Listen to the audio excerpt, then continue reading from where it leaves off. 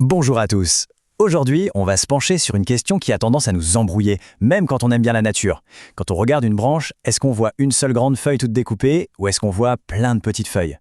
C'est un vrai petit casse-tête botanique. Allez, on plonge là-dedans ensemble. Et promis, après ça, plus jamais d'hésitation.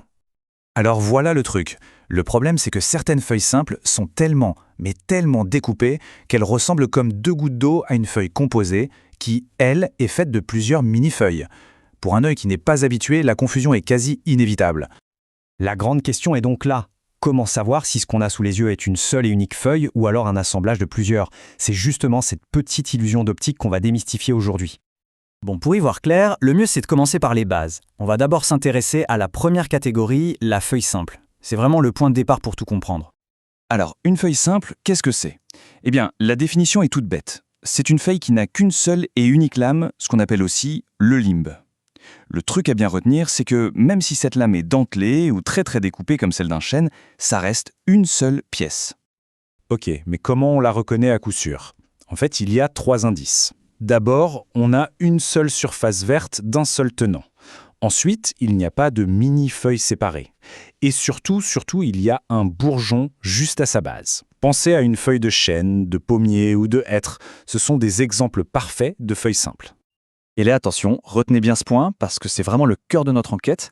Pour une feuille simple, il y a toujours un petit bourgeon juste là où sa tige, le pétiole, s'accroche à la branche. C'est l'indice numéro 1, le plus important. Allez, passons maintenant à notre coupable, la source de toute cette confusion, la feuille composée. C'est elle qui nous fait croire qu'il y a plein de feuilles, là où en réalité, il n'y en a qu'une seule. Une feuille composée, en fait, c'est bien une seule feuille, sauf qu'elle est divisée en plusieurs petits morceaux qui ressemblent eux-mêmes à des feuilles. Et ces petits morceaux, ils ont un nom scientifique, les folioles. Mais l'ensemble forme bien une seule et même feuille. Pour la repérer, on cherche donc un groupe de folioles attachés ensemble.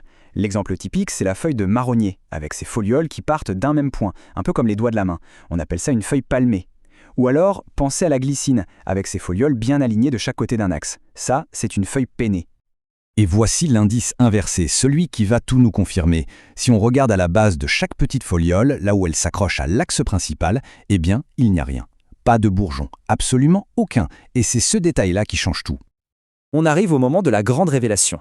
L'astuce infaillible, le truc simple et élégant qui marche à tous les coups pour ne plus jamais se tromper. Bon, maintenant qu'on a vu les deux cas de figure, la question reste entière.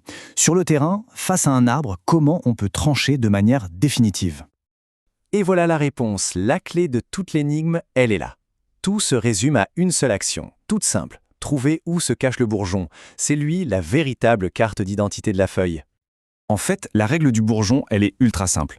Pour une feuille simple, c'est facile. Une lame, un bourgeon à la base.